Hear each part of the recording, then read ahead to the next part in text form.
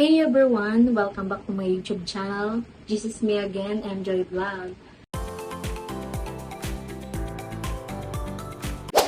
So ayan, kung bago ka lang sa aking YouTube channel, please don't forget to subscribe and click the notification bell para lagi kang updated sa aking upload.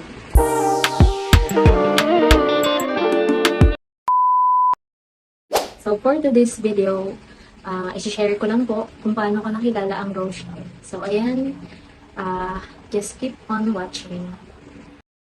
So, ito po yung decoration ko nung birthday, the 17th birthday ni Rachel. Ito po, yung unang-unang punta ko sa bahay nila. So, ayan. Yan po yung itsura nung pinag-decoratean ko. Doon lang po yan sa harap ng doon po sa harap ng bahay nung lola niya. Yan po. So, ayan, may paletsyon, 'di ba? Sobrang ganda po nung birthday ni Rachel nung pag 17 niya kasi nasa bahay nila.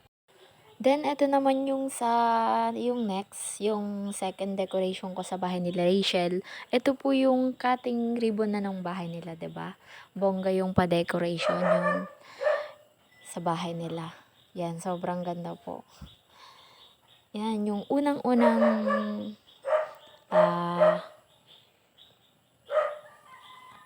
ng bahay nila Rachel nung pakating ribbon po yan, 'di ba? Sobrang bilis lang po ng panahon ngayon. May ginagawa na naman yung lumang bahay, ginagawa na din. So, napaka galing naman po nung natulungan siya ni Kalinga. Yung inuna namin yung Ayun, saan na? nag-try na kami nun, pero tapos na. Uy, title defense. Title defense pa lang naman, pero kung paper. Final defense. Hi! Third place na. Naiyak tuloy ako sa mga ano mo. Ang ganda.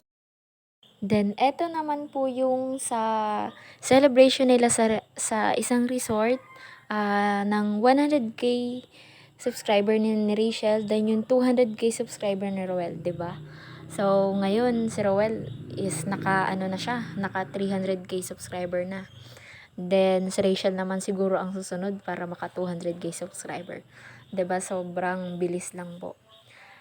After ng mga celebration na to ngayon, mas nagiging blessed na yung dalawang maglangga. So, ayan po yung kung bakit ko sila nakilala dahil dyan sa mga pagde-decorate kong yan.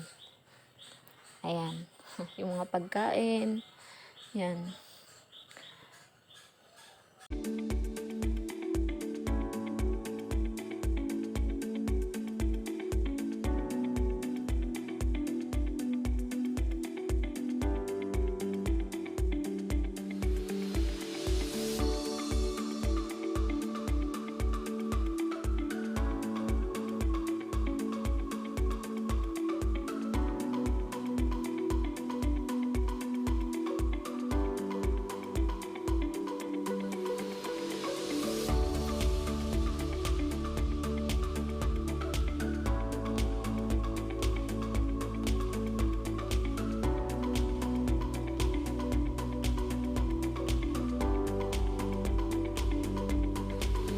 So ayun, kung paano ko nga ba nakilala ang Rochelle, or sabihin natin si Rachel, nag-start po yun dun sa birthday ni Rachel nung si 17th birthday siya. May nag-contact sa akin, yun po ang grupo ng RFI. Sila po yung nag-contact sa akin para doon sa birthday surprise para kay Rachel. Nung time na binablog pa si Rachel ni Rob. So ayun, nag-contact sa akin ang Rochelle, yung RFI. Then, nag-usap kami about dun sa pag-surprise kay Rachel. Then, yun po, hindi pa ako nag-start dun mag-vlog. Ang inuna ko pa nga nun, yung sa birthday niya, binidyo ko lang naman po yung sa decoration ko dun sa kanila, nung hindi pa natatapos yung bahay nila. Yun po. So, dun po nag-start. Then, nung ko nakilala si Rachel, din yung family niya, yung papa niya sobrang bait. Nung nagde-decorate pa lang ako doon, nakakwentuhan ko na yung papa ni Rachel. Tapos, ang sumunod naman po, na decoration ko, siguro ayun, yung sa resort, yung nag 1 year na pa.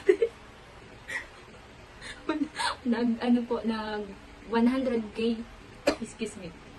Yung nag 100k subscriber si Rachel, saka si Rowell naman is naka 200k subscriber. So yun po yung start kung bakit nadikit talaga ako sa kanila kasi dun sa mga celebration ng ganun, lagi ako nandun, nagde-decorate ako. Tapos, hindi ko pa naman po talaga balak mag-vlog. So, ito naman po si Kuya Vincent. Pinaalam po ako kay Kalingap Rob na kung ano daw po, magiging kalingap na din daw po ako. So, yun naman ang sabi ni Kalingap Rob, wala daw pong problema. So, doon naman lang po yung nag-start. Tapos, nag-upload po ako ng video dun sa mga decoration ko kay Rachel. Tapos dun po yung nag-start, nagkaroon na din ako ng subscribers. Hindi ko nga po na-expect na magkakaroon ako ng ganong subscribers agad. Kaya, ayun po, nag-decide na din ako, sabi ko, mag-vlog na din ako. So, yun na, dun na po nag-start yung bonding, kasama sila Rachel, pati yung family niya. So, yun, welcome kami sa bahay nila. So, ayun, sa mga hindi po pala nakakaalam kung bakit ako yung kinontak nung pag-decorate ko kay Rachel. Kasi po, nung hindi pa po ako nag-vlog, may online business po ako. Ang ino-online ko po ay mga gift, yung mga any kind of gift po, customized gift. Especially po yung mga bouquet. Gumagawa po kasi ako nag-start po kasi ako nung pandemic. So, yun, ako po yung nahanap ng RFI nung naghahanap sila ng yung magpo-prepare nga po ng surprise kay Rachel. So, ako yung nakontak nila. Kaya ako nakilala ko si Rachel. Then, yung family niya. So, dun po nag-start ang lahat. Then, kaya nakapag-vlog na din po ako. Kaya, shoutout po pala sa Rochelle Fanatics International. Yan po. Sila po yung unang nakilala ko bago po ang family ni Rachel. Sila po yung naging way para makilala ko sila Rachel. So ayun. Yun na nga po. Siguro yung birthday niya na decoration ko, cutting ng ribbon, then yung celebration ng 100k and 200k subscriber nila ni Noel. So yun po. So yun, sobrang naging close ko po talaga yung family niya. Lalo na si Tatay Raysan. Then anytime na pumunta kami doon, ang turing na sa amin ni Tatay Raysan is anak niya na din po. Kahit si Mia, pagkasama ko doon, para lagi siyang yung nawawalang kapatid ni Rachel. So, ayun po.